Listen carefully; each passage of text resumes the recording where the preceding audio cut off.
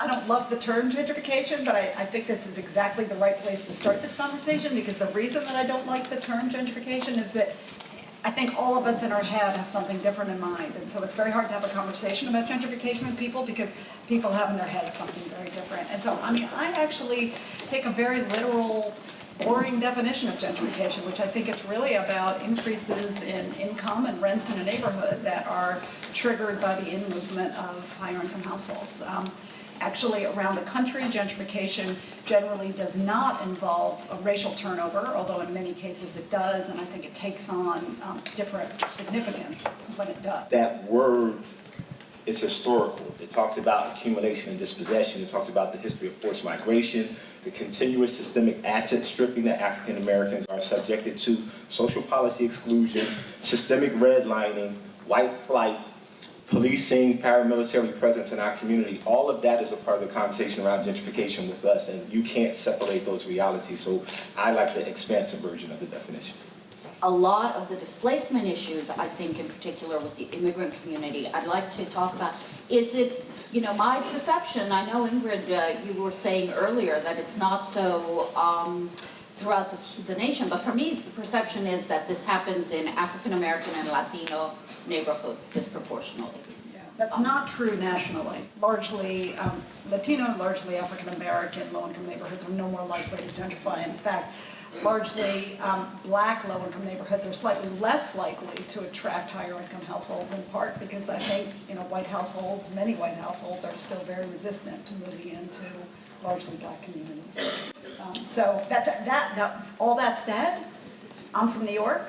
If you look in New York where gentrification is happening, it is happening in predominantly black neighborhoods. This assumption that Ingrid says doesn't hold true for the nation, how is it in Philadelphia? Well, from my experience in the Latino community where I worked in APM, it was not happening. White residents relocating into the community. We saw, I think it's a little bit, you know, that part of Philadelphia, you sort of see it coming from the south, you see it coming from Temple University, but it's a community that has a strategic plan, that has a lot of intentionally including equitable development in the way that it has developed. So I think when we talk about gentrification, the way I like to look at it is more from a problem-solving perspective. It's really about empowering communities, building the capacity of residents to really shape their future, to really declare a vision, and to really state it so that they can really take control of that change. And I think in the community that I work in North Philadelphia, that's what we were trying to do. Just to add an anecdote about West Philly, I think what we've been seeing more recently is perhaps slightly different and also quite universal, I'm sure, in many areas, and that a lot of the change has been precipitated by the increase of the number of students and who live in the neighborhoods. And so that has some similar dynamics and I think kind of results, but it's a slightly different, I think it's a slightly different real estate market and slightly different triggers and pushes in different ways, which maybe we'll get into later. Those dynamics, particularly in West Philly, parts of North Philly, then even if you move into a lot of the places where the dynamics are racialized are actually the places where a predominant number of African Americans exist. I think sometimes we skew the discourse when we don't realize that African Americans are about 40 million people in a 300 million people society. So if you take the top 25 cities, right, that's where most of our people are going to be. And if there are racialized dynamics around gentrification in New York and Chicago and Philadelphia and Washington, D.C., and there are, then that's going to have a significant impact on the critical mass of African American peoples, because that's where we're located. Half of renters in the United States are now rent burdened. Half, all right? And so what does that mean? It means it's pushed households to consider neighborhoods they might not have considered earlier. And I think that's what's happening. You're seeing a lot of high-income households. And where do you see this happening? Gentrification, you're seeing this happening much more often in cities and metropolitan areas that have experienced very rapid house price appreciation and rental appreciation. So I think there's that background is incredibly important. I think there's also a demographic factor. We do have people delaying marriage and child rearing for longer, which means, at sort of the point at which they traditionally, that many middle-class households have traditionally left cities, that they are staying in cities for longer. And I think there is a sense that, there's a sense of perception that the quality of life in cities has improved. Because marketing is evaluation. It's evaluation of who you're seeking to bring into That's right, who you're marketing and to. who you're seeking to displace. And so there's a whole kind of dynamic around who matters and who doesn't in the way that cities are marketed. When cities are marketed about the future, who gets included and who's not. And I think that it's very important that those dynamics are looked at. And the suburbs were marketed. And so you get white flight And as they a were result. subsidized. And they were subsidized and marketed, and that's what I'm saying, the policy triggers can't be left out. This is not a purely economic conversation. There are policy and other triggers that go into this. And some would say the suburbanization has been a failure at some level, at a cultural level and other things. And so now you have this remarketing, repackaging of the city as dignified space again. It's no longer the hood, the ghetto, it's the urban enclave, it's no longer, North Philly is Temple Town. In South Philadelphia, where the Mexican community, Vietnamese, Bhutanese community have resettled and have made that community very desirable. When for many years it was sort of, you would go to the Italian market, you would see all of the vacancies, they are coming in, and so now it's becoming has become this very vibrant and very rich place. And so there are conversations about what are the implications for this community that has invested so much, made it so great, and so many people now want to move in and pushing the rents out. And so what strategies can we employ in order to ensure that those that want to remain in this viable community do so? I don't think you really meant this, but you suggested that because this is private market housing, there's little that policymakers can do. And I think I agree with you completely that there's actually, it's a challenge, 100%. It's more challenging, but there's a lot we can still do from a policy perspective. And I think we want to separate two different goals. The first goal is sort of protecting the existing households who are low-income renters, who are in a community, who are at risk of displacement. But then I think we also want to worry about sort of, in the long run, right, what really is going to keep, what policies can we put in place to keep neighborhoods diverse in the long run, right? And so I think there are things that we can do to, first of all, I think targeting anti-harassment and anti-eviction, and I'm sure you have experience with this, right? Efforts at particular kinds of neighborhoods. We have a policy in New York that I think has been very effective, targeted to seniors who are at risk of displacement, which basically it's a rent freeze for seniors with fixed income, but basically the property owners get a tax abatement in return for that, right? And so that the property owners are made whole, but the seniors, and you could easily extend that to low-income residents more generally. So I think that, and then I think there are, that's in terms of kind of protecting the households, but I think in terms of long-run diversity, I think the challenge there, I think absolutely we should be targeting subsidized housing, but also thinking about how do we try to get to these neighborhoods early and lock in affordability, and how do we provide, what kind of incentives can we provide to private landlords to entice them to keep their units affordable? One thing that we've been involved in our office is the city has a tax sort of incentive that's really geared at these places or these communities that has seen increasingly rising values and a sort of a credit.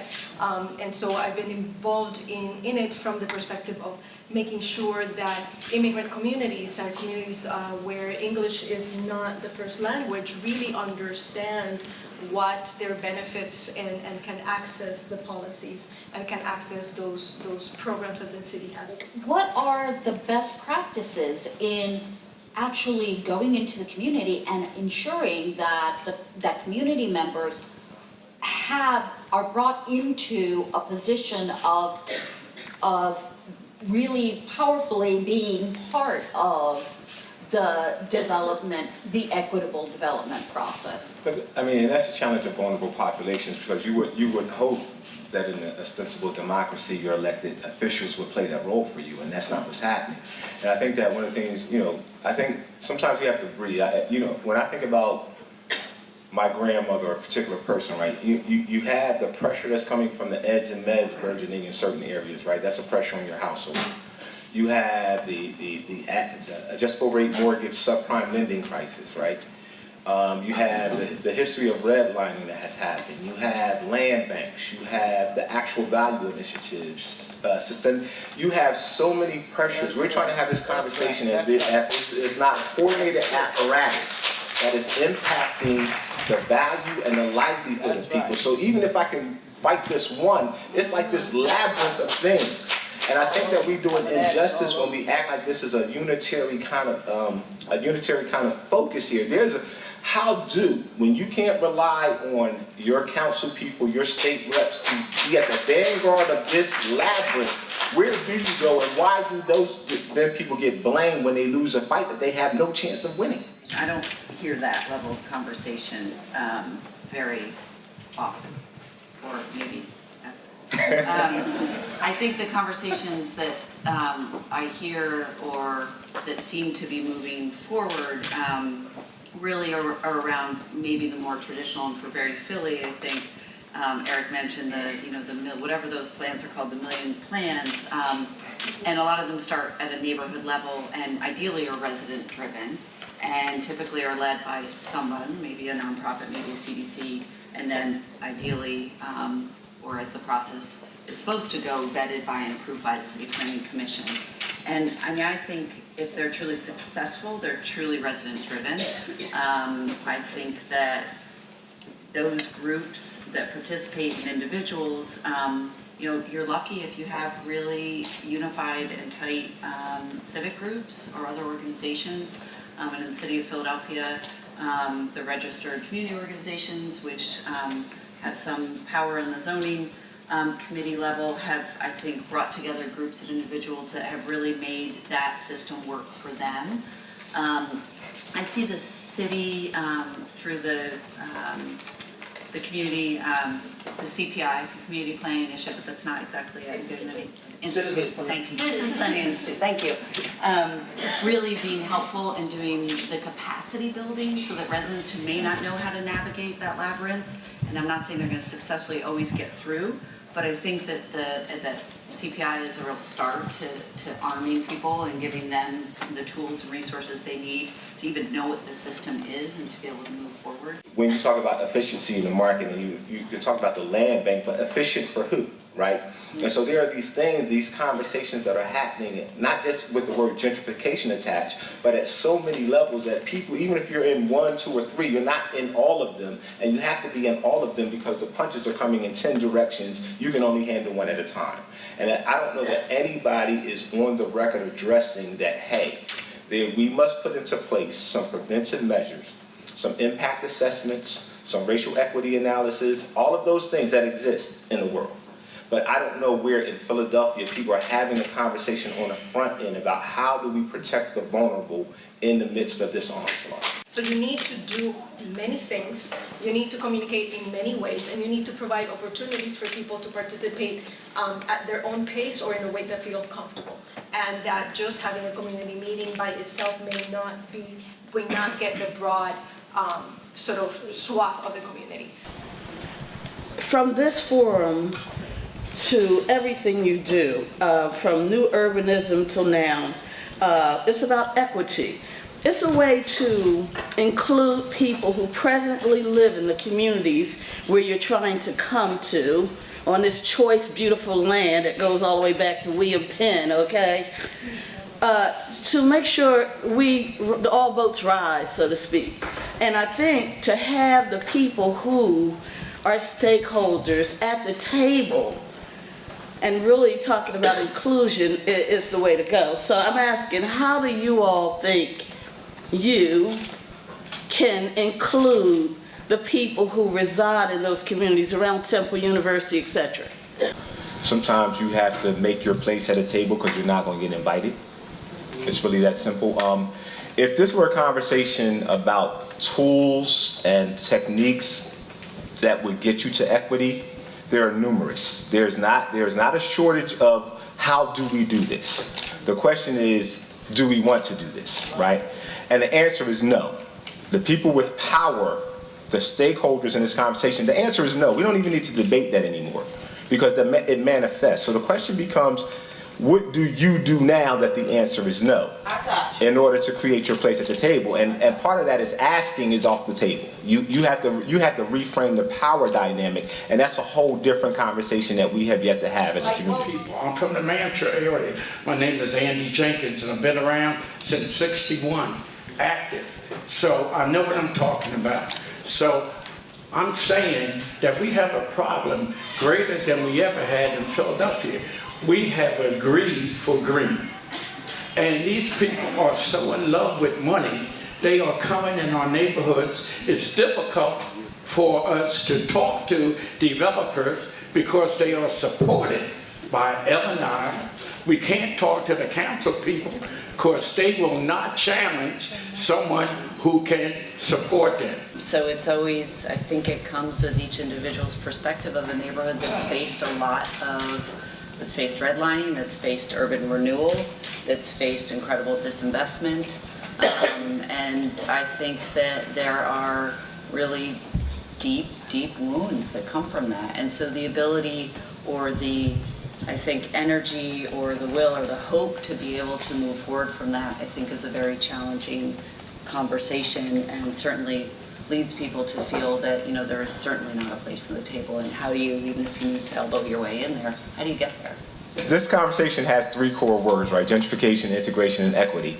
Well, integration and equity don't exist in this culture, right? It just never has. And so you see the pushback. The more democratic this democracy becomes, the more pushback you get against democracy, right? So at some point we have to change the terms of the conversation because we're having the wrong discourse. Because your elected officials are supposed to be the conduits to the democracy. That's their purpose. If they're cowardly about advancing democracy from that position, then the people that they represent have to figure out a different way, a different point person for their advocacy platform, because we keep going back to them expecting democratic leadership, and you're not going to get it. One of the things that happens with us is we're getting to our elected officials. I mean, they'll sit down, they'll meet with you, they'll talk to you, but the deal has already been cut. Right. I mean, I know that stuff firsthand. We gotta. So you can have the conversation, but if you're not at the front end of this conversation with legitimate protections, we talk about, like the person talks about the social equity index. For better or for worse, you gotta have that stuff on the front end. We don't even know to advocate for things like community benefit agreements, right? We can do these things. These things are happening in many middle class, kind of homogenous white neighborhoods throughout this country.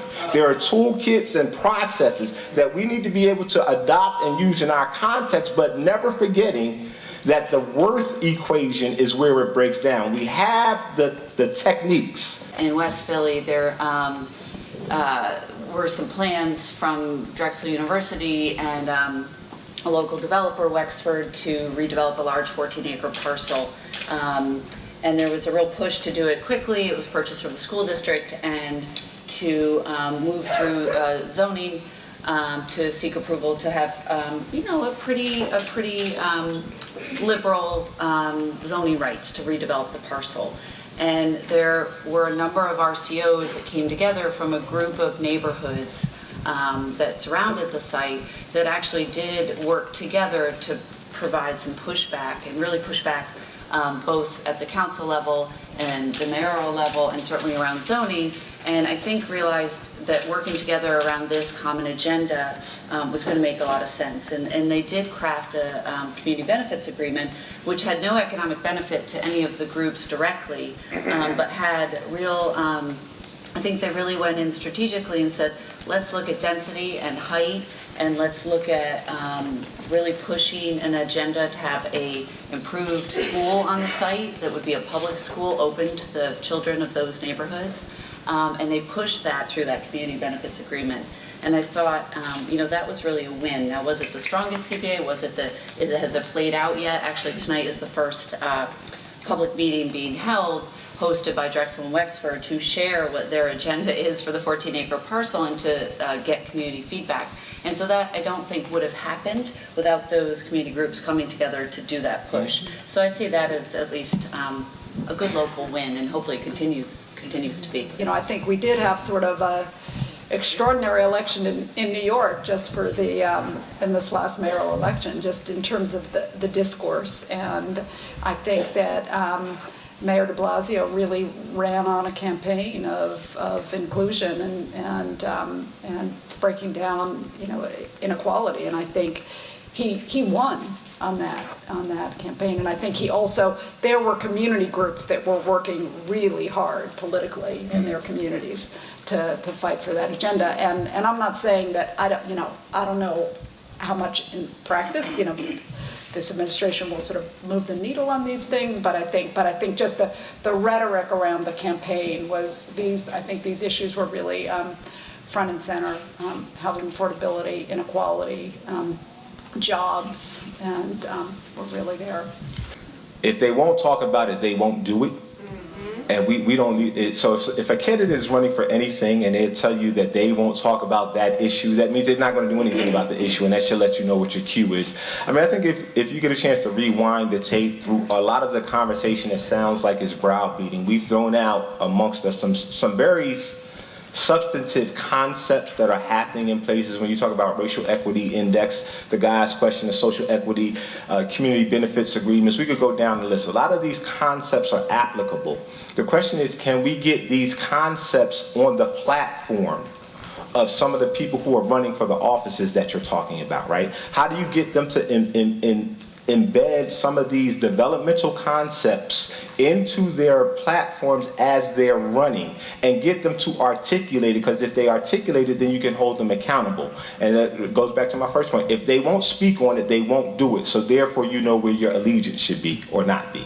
About up here, I think we assume that everybody's versed in this dialogue, and they're not. So once you do the education, then you nail them down. I'm gonna show you that this thing is doable. Yeah. There's something called the community benefits agreement, such that every time XYZ institution does something in the neighborhood, you should be able to make them agree to hire locally, boom, boom, and you can run down the tenants.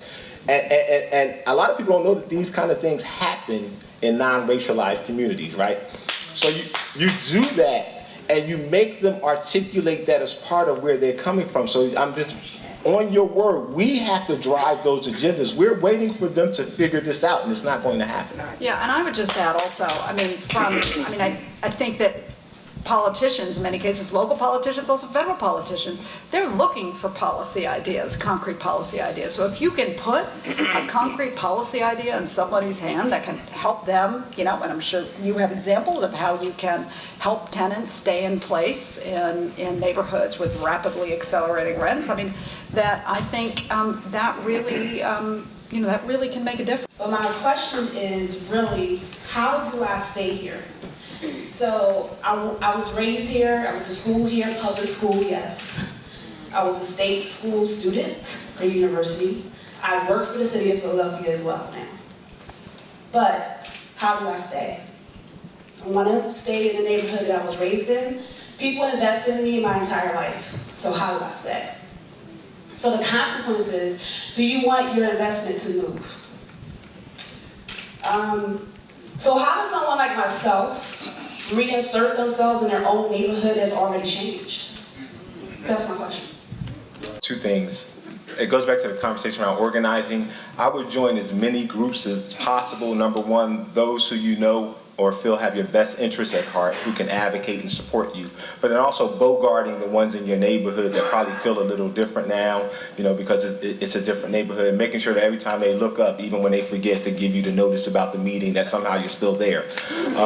So you got to do the bogart, and then you also got to have an organized infrastructure such that when you're struggling to pay the rent and they're looking for that reason to get rid of you, you have this kind of mutual aid society that used to sustain us in communities. We have to go back to that level of organizing in order to stay, because if you try to do it by yourself, you will not do it. So take advantage of the programs, but then also take advantage of the community and create a community around that particular purpose. And I think that our churches, our faith-based institutions, all of these organizations that have been around for a long time need to understand that this is a real crucible moment for people in particularly the cities where many of us exist. And we need to begin to organize around this issue in a way that we're not doing right now.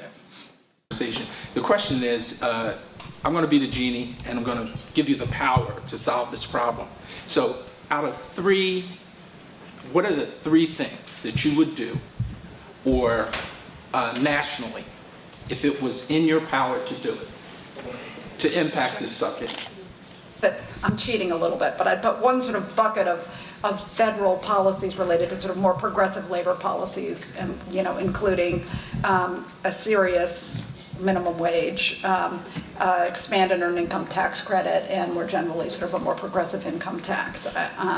And I don't think we really get out of this box without those policies in place. I also think, and I'll underscore what I said before, just add to it, I do think that the importance of place-based subsidized housing to, you know, sort of create sustained diversity and economic diversity in neighborhoods is really important. So funding for leadership development, I think it's very important. We did a little bit of that in Eastern North Philadelphia, and the need for really identifying individuals in the community, grooming them and helping them really develop their skills was something that we had no funding for, and we saw an incredible need for. I think there needs to be a major social marketing campaign around human equity and equality, which has to undergird all of this, and that conversation does not happen. So as long as you have a hierarchical valuation of people, you're going to have this discourse. So that would be my thing if I were king.